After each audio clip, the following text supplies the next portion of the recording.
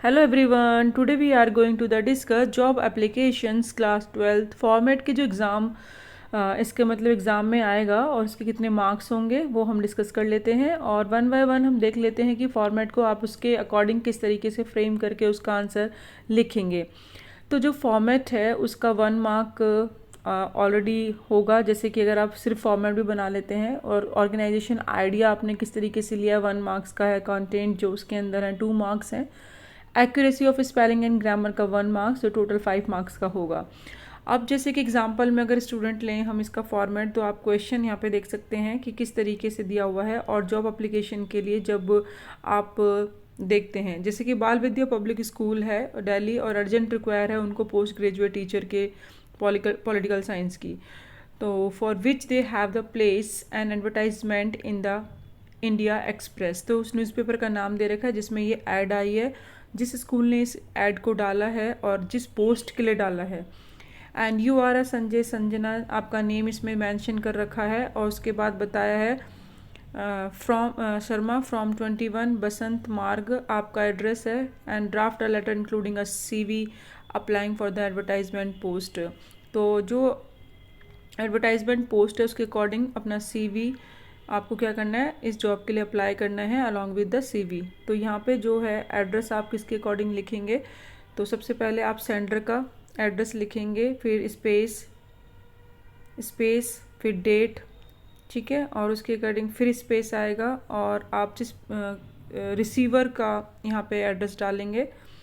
After that उसके अंदर फिर आप स्पेस देंगे, स्पेस के बाद सब्जेक्ट है और सब्जेक्ट आपको इतना डिटेल में नहीं लिखना, पॉइंट टू पॉइंट लिखना है, application for the post of post graduate, ये क्वेश्चन में ही है।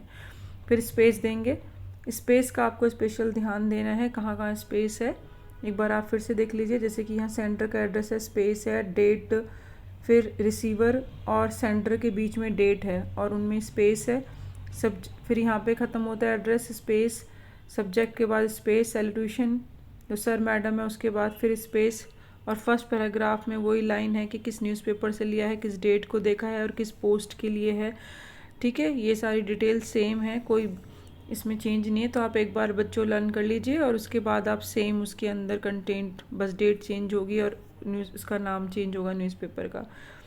आप उसके अंदर अपने बायोडाटा क्या कर रहे हैं, लगा रहे हैं, जो कि वो कंसीडर होगा। एंड जो भी इंटरव्यू के अंदर है कन्वीनियंस है, on any day of your convenience, ठीक है, I am available for the interview, आप बोल रहे हैं कि मैं इंटरव्यू के लिए अवेलेबल हूँ, को जो भी आपका कन्वीनियंस डे है। If given a chance to serve you, I assure you that I shall work with utmost sincerely and dedications up to your satisfaction। तो ये सब आप बता रहे हैं कि अगर मुझे चांस मिलता है तो मैं अपना वर्क बहुत ही ज़्यादा डेडिकेशन और सेटिस्फेक्शन से करूँगा। ये वो है कि किस तरीके से आप इसको जॉब एप्लीकेशन को लिखेंगे। यहाँ पे फिर स्पेस आएगा, थैंक यू, कॉम्प्लीमेंट्री जो आप यहाँ पे लिखेंगे, किस तरीके से आप उसको कंप्लीट कर सकते हैं, यू आर फेथफुल। उसके बाद जैसे आपने स्टार्टिंग में क्या करा था, सैल्यूटेशंस हो गई, बॉडी हो गया, पैराग्राफ फर्स्ट सेकंड हो गया, कॉम्प्लीमेंट्री क्लोज में आप ये सरिया मैडम, फिर बायोडाटा आपको क्या करना है, सिग्नेचर और फिर बायोडाटा उसके साथ ही अटैच करना है, बायोडाटा बनाना है। बायोडाटा में क्या आता है वो भी देख लेते हैं।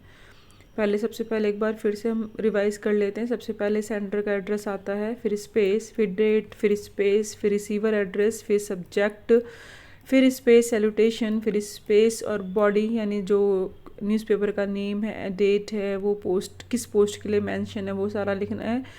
एंड पैराग्राफ 2 में फिर आप थोड़ा सा डिटेल देंगे कि आप कन्विंस करेंगे कि मैं आपके उसके लिए फ़िट हूँ। एंड फिर थर्ड एंड लास्ट में आप अपना रिज्यूम के बारे में बताएंगे कि भाई मेरा रिज्यूम है उसके अकॉर्डिंग मैं यहाँ फ़िट हूँ, एंड कॉम्प्लीमेंट्री क्लोज करेंगे। And end of the body में आप प्रॉमिस करते हैं कि भाई मैं आपका पॉजिटिव रिस्पॉन्स दूंगा आपके, अगर मैं सिलेक्ट होता हूँ 1-on-1 इंटरव्यू के लिए अपील आप करेंगे। और फिर उसके बाद कॉम्प्लीमेंट्री क्लोज के बाद सिग्नेचर, और फिर बायोडाटा में क्या होना चाहिए, जैसे पासपोर्ट साइज़ फ़ोटो होती है, सीवी, और उसमें कॉपी सर्टिफिकेट और एनी अदर कोई भी चीज़ रिक्वायरमेंट है तो आप अटैच करेंगे। पर्सनल डिटेल इसके अंदर होती हैं सारी सीवी के अंदर, क्वालिफ़िकेशन होता है, एक्सपीरियंस होता है, रेफरेंस होते हैं, यानी किसका रेफरेंस नंबर दें कि अगर आपके बारे में किसी को जानना है कि आप वहाँ पे काम करते थे।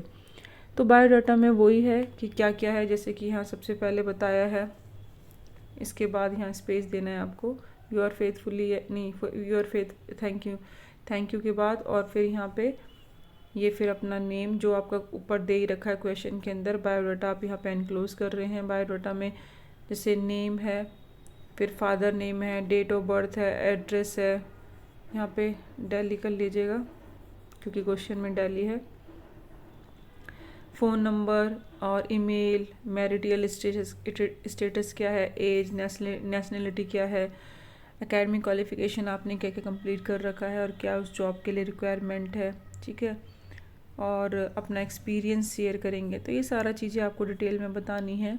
अपना रिज्यूम बना के क्वालिफ़िकेशन मस्ट होती है, अपना एक्सपीरियंस आपका मस्ट होता है, क्वालिफ़िकेशन और एक्सपीरियंस, आपका एड्रेस, आपका डेट ऑफ बर्थ, ये सारी चीज़ें बहुत इंपॉर्टेंट होती हैं, ये डिटेल आपको फिल करनी होती हैं।